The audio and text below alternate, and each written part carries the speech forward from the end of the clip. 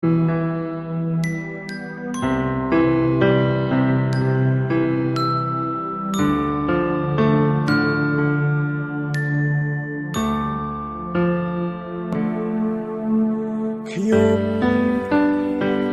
ជាមនុស្សឯ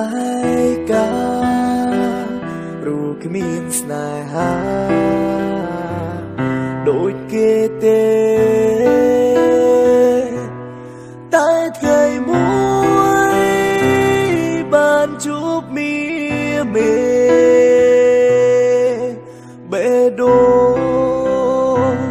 ក៏លំស្នេហាសូមរចិត្តសារពីប្រាប់ទៅពងងារថាខ្ញុំស្នេហ៍ពេលនោះនាងឆ្លើយអូខេព្រោះនាងក៏ស្នេហ៍រូបខ្ញុំដូចគ្នាមិនយូរប៉ុន្មានខ្ញុំក៏ដឹងថានាងមានសង្សាររួចទៅហើយ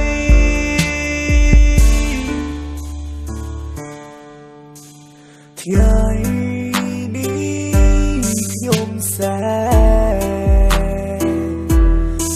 ព្រោះតែស្នេហ៍ឲ្យឈឺផ្សា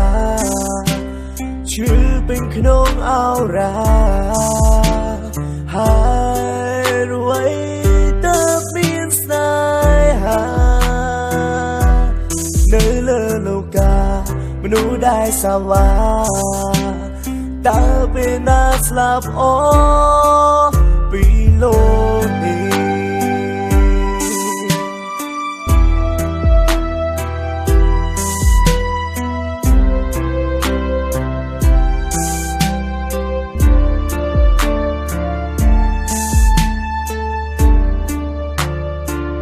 មិនយូរប៉ុន្មានខ្ញុំក៏ដឹងថានាងមានសង្សាររួចទៅហើយ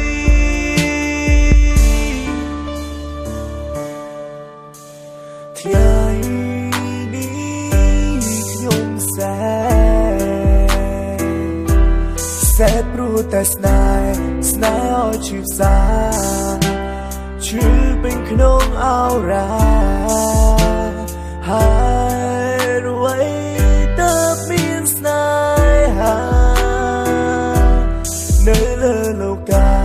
មនុស្សដែលសាវាតើពេលណាស្លាប់អស់ពីថ្ងៃនេះខ្ញុំសែព្រោះតែស្នេហ៍ឲ្យឈឺផ្សាឈឺពេញក្នុងអោរាហើយរួយតើមានស្នេហានៅលើលោកាមនុស្សដែលសាវាតើពេលណាស្លាប់អស់ពីលោក